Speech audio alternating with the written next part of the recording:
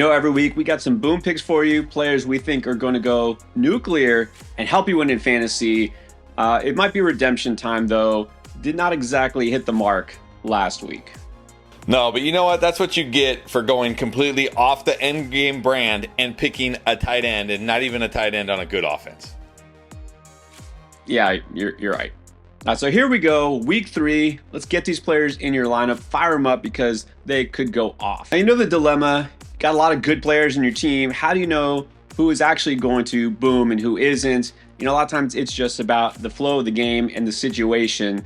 So because of that, it just turned out, there's one game we think is going to be crazy high scoring. And so we have multiple players going in Chicago and Dallas. But why? Yeah, this feels like it's going to be a lot of great fantasy points in this game. I mean, you look at it, Dallas, they were on the 4th fastest pace of play. The Bears are 18th, so both, play fairly fast. Dallas, fourth most plays per game. The Bears, 12th. So, again, I think this is kind of like an underrated thing. A lot of fantasy players don't think about this. The more plays a team runs, the more opportunities for fantasy points. Both these teams play fast. Both these teams run a lot of plays. Not only that, they both have terrible defenses, which means tons of offense. And then the final thing, if you don't believe us, how about Vegas? Vegas has this game currently at a 51-point total, which is second only behind Lions and Ravens, which is at 52. Yeah, and that's usually a pretty good indicator because, Vegas don't lie.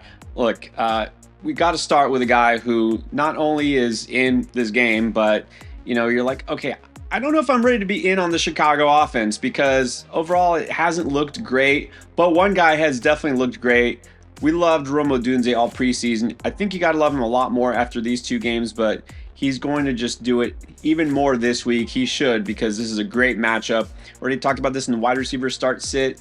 He is right now 9th in first read percentage. He is the number 1 guy there. It's not DJ Moore. He has the 6th most air yards so far, and he's among the league leaders overall, regardless of position, in expected fantasy points. I don't think that's going to go down this week. No, I don't either. And in fact, these numbers might even go up because you look at it. I mean, okay, Dallas, we already know bad defense. They've allowed the 7th most points to wide receivers. I mean, they just got lit up by Wan'Dale Robinson last week. I mean, come on. Not only that, we know Deron Bland, they're probably their best corner, dealing with a foot injury, saying he's got a long shot to play this week, so you can't feel good about that.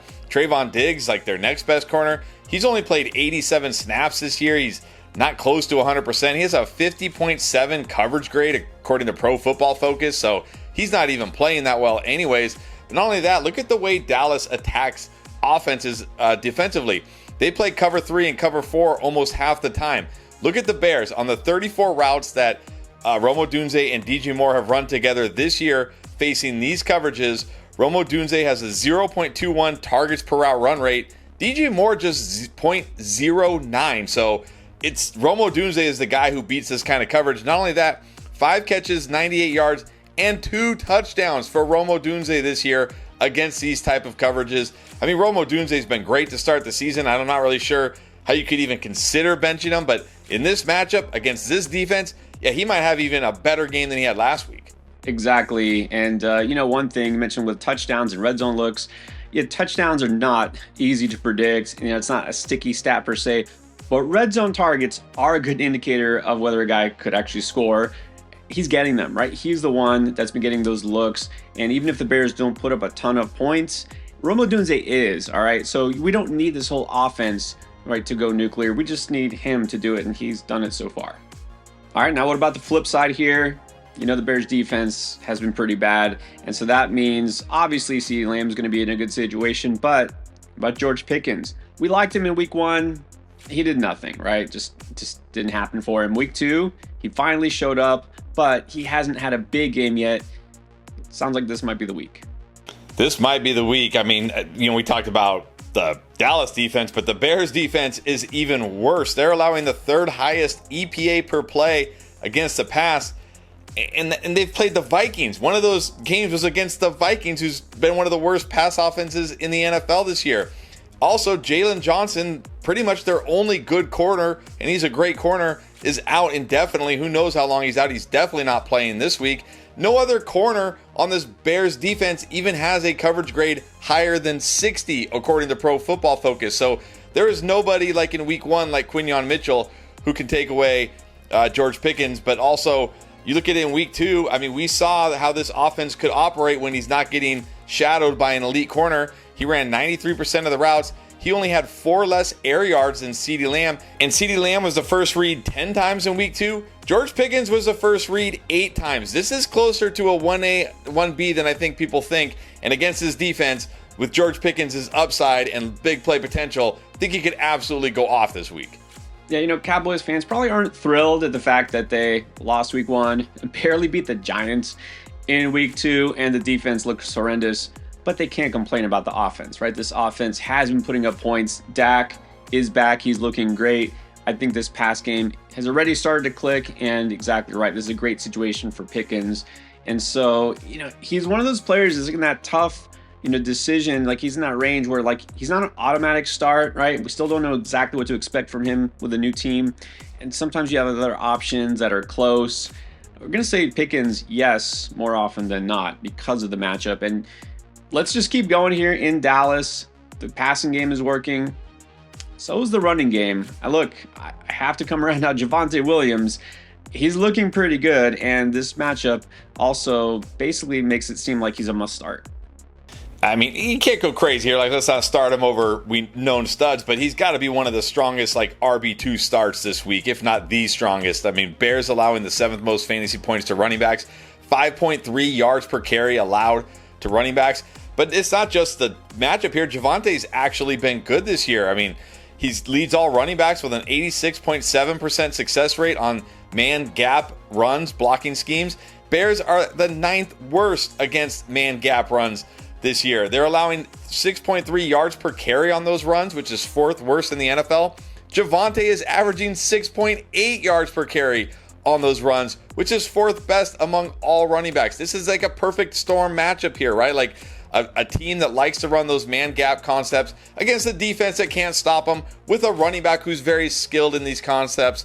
Not to mention, he's got 10 targets on the year, which is tied for 7th, so he's involved in the passing game as well.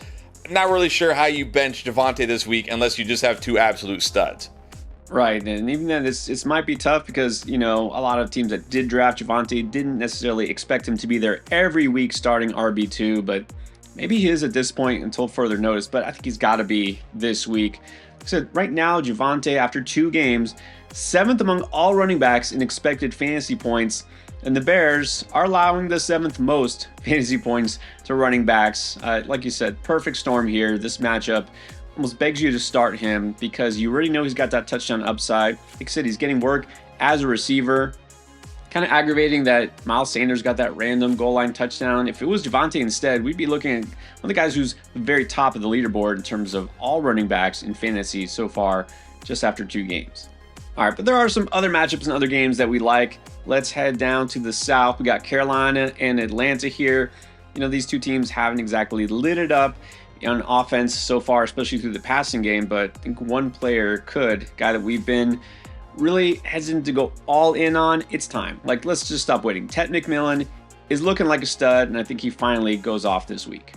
I think he does too. It's kind of been building up. Feels like it's been building up, and it feels like this could be the week. Even though you say, "Oh, Falcons on paper," they've been pretty good defensively, and they have. But AJ Terrell left that game last week with a hamstring injury. They're calling him week to week, which means probably unlikely to play. And if he does, definitely a high risk that he doesn't play the entire game or plays very little snaps here. Their other corners, Mike Hughes, 56.5 coverage grade.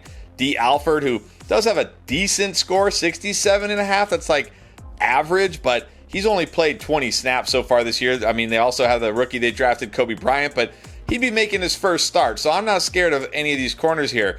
Also, you look at it, keep talking about these coverage shells for these wide receivers. The Falcons play single high 3rd most, 64% of the time. Look at the 38 routes this year that Ted has faced single high coverage. He has a 0.26 targets per route run, 2.55 yards per route run, and he's got 6 catches for 95 yards on those routes. Plus, the Falcons play the 5th most cover 3, 37% of the time. His targets per route run rate goes from 0.2 against all coverages to 0.25 against cover 3. So the way that the Falcons defend the pass is great for Ted McMillan's skill set. We've seen him and Bryce Young just miss on some big plays, some touchdowns. If those connect this week, which they absolutely could in this matchup, yeah, he's going to go off. And the thing with McMillan, he's shown great separation skills. We already know he had that contested catch ability. He is the prototypical X receiver. He's got the size plus the speed. Like you said, those near misses are going to start to connect. This is a great spot for him to finally have his first huge game for fantasy. All right, I normally wouldn't have a lot of questions about Chase Brown. I mean, we were super high on him all throughout the draft process as well. I think everybody finally caught on as well. You know he's a stud in a great offense. But now we're going to have questions about him and a lot of the Bengals because Joe Burrow done for the season, it looks like. So what do? You got Chase Brown here. Is he going to possibly take a step down? This is against the Vikings on the road. I mean, do we consider sitting Chase Brown? I think you can figure out by the fact we're talking about Chase Brown on the Boom video. The answer is no, you don't sit him. You fire him up for sure, even in this matchup, because it's actually good for Chase Brown. The Vikings, yeah, they're a tough pass defense. They've got a good pass rush, but they are a run funnel. They will go after the quarterback at, the cost of sometimes giving up big plays on the ground. And as I mentioned, talking about Jake Browning in that stash video, Jake Browning's not bad for this offense either. He's a pretty efficient quarterback. That completion percentage, it might be bad for T. Higgins. I think this might actually be good for Chase Brown. It could be good for Chase Brown. I mean, look, you go back to, 2023 when he played. Joe Mixon, still the running back there, actually scored more points in the games with Jake Browning than he did with Joe Burrow. And you talked about this Vikings. They are a run funnel. They're allowing the 8th most fantasy points to running backs, the 2nd fewest to wide receivers. Very hard to throw on this defense. And Chase Brown, yes, he has not, had a big run yet. He hasn't, had a big game yet. But he's 10th among all players in expected fantasy points per game, 4th among running backs. He's also had terrible touchdown luck. He leads all running backs with 5 carries inside the 5, but he's only scored once. Last year, he scored on almost half his inside the 5 carries. And again, Joe Mixon actually had a higher touchdown rate with Jake Browning in 2023 than he did with Joe Burrow in the 9 games before that, or I think it was. So I think Jake Browning is more than good enough to get this offense into the red zone, near the goal line, give Chase Brown scoring opportunities. And against this Vikings defense that is very hard to throw on, they might just commit to the run even more. And I'm not worried about the Vikings offense forcing the Bengals to have to throw. Yeah, that's a great point. They're not going to be playing from behind, I don't think, too much. Carson Wentz and company there. Look, they're going to commit to the run. The Bengals are. Chase Brown will get his opportunities, and a lot of what he does in fantasy, it's as a pass catcher. That's not going to change, especially with Browning back there. And that same chart earlier talked about the leaders and expected fantasy points. Rome Odunze's up there. Guess what? Chase Brown is the RB4 so far after 2 games. And sure, we can't say this is necessarily as elite of an offense without Joe Burrow, but it's not going to take quite the step back that people might expect. So those are some players that we both feel strongly about. That's why we had them as strong starts on the videos. We don't always see eye to eye. Like sometimes it's a player that you like that I don't necessarily love quite as much, and vice versa. So here we go. Chris, let's start with your boom pick for this week. My boom pick for this week is Zay Flowers. I already talked about it. That Lions-Ravens game, the highest total of the week, 52. This should be a game with a ton of fantasy points. So happy it's on Monday Night Football, so we're not stuck with that Raiders-Chargers game we had to finish the week with last week. But look, Zay Flowers is quietly balling out in year 3. He's 8th in expected fantasy points among all wide receivers. He's tied for 2nd in designed targets, meaning they are calling plays that are specifically designed to go to Zay Flowers and nobody else. He's 3rd among all wide receivers in first read percentage. He's 2nd in yards per route run. He's 3rd in targets per route run. I don't know why people aren't so much higher on Zay Flowers. He's had just as good a start to the season as almost anybody in fantasy football, but it's still, we get lots of questions about Zay Flowers being lumped in with these other okay wide receiver 2s. Also, you look at the way the Lions play coverage. 6th most man coverage this year. Against man on the 28 routes Zay Flowers has run against man this year, he's got an insane 0.38 targets per route run, 4.12 yards per route run, and he's got 7 catches for 107 yards. The Lions also play the 4th highest cover 1. Somehow, he's even better against cover 1. And it's even more insane, 0.43 targets per route run, literally half of his routes he's targeted on against cover one, and a even more insane 4.65 yards per route run. This is a smash spot. I know it's like a tough defense on paper, but Zay Flowers is too good to bench. I think this is a smash spot. There's going to be a ton of points in this game. We saw Rome Odunze light up this defense last week. I think Zay Flowers can do it this week. Well, I completely agree that this is going to be a shootout. I feel like Lions-Ravens should be probably the highest scoring game of the week, and that's what the implied total is. Like, I'll start Zay Flowers in most leagues, but I don't know if I would pick him, let's say, as my boost on draft lane. Not a guy I think is going to have a huge game, because now I'm a little worried. DeAndre Hopkins, back-to-back weeks with a touchdown. Devontae Walker, touchdown. They're getting everybody involved. Rashad Bateman, we haven't even heard from him yet. And yeah, Mark Andrews is still on the team, as far as we know. I just feel like at some point they're going to have to shift their focus. And so, this is the thing with Zay Flowers last year. He booms, and then he busts. And the Lions do have a pretty good secondary, so I know that potential is always there. I just don't know if I completely trust it this week, because I think they also want to get King Henry going after last week. All right, my pick here is a guy who finally started getting going last week after doing very little in week one, Alvin Kamara. Look, I wasn't crazy about drafting Alvin Kamara this year, and wanted to really see what this offense looked like. We have to admit, Spencer Rattler hasn't been too bad, right? He's not turning the ball over. He's getting the job done. They're actually scoring some points. And there's a lot of meat still left on the bone here, because there's a lot of expected fantasy points, especially for those receivers. It's going to take a little longer here. But look, Alvin Kamara is finally doing what we need him to do, and that's catching passes. After hardly being involved at all as a receiver in week one, for whatever reason, have no idea, they decided to just let Rattler try to win it by himself. They threw it 46 times in the first game. They finally scaled it down to 34 times last week, and they actually gave the ball to Kamara on the ground. 21 carries, 99 yards, almost a 100-yard game on the ground. But also what I like is that he had 6 receptions. That's what we need to see. And look, the Saints are one of these offenses so far. What we've seen is there's just not a lot of depth here, which is not surprising if you know the Saints. But look, they don't spread the ball around, like the Denver offense. You got like 10 different guys catching the ball.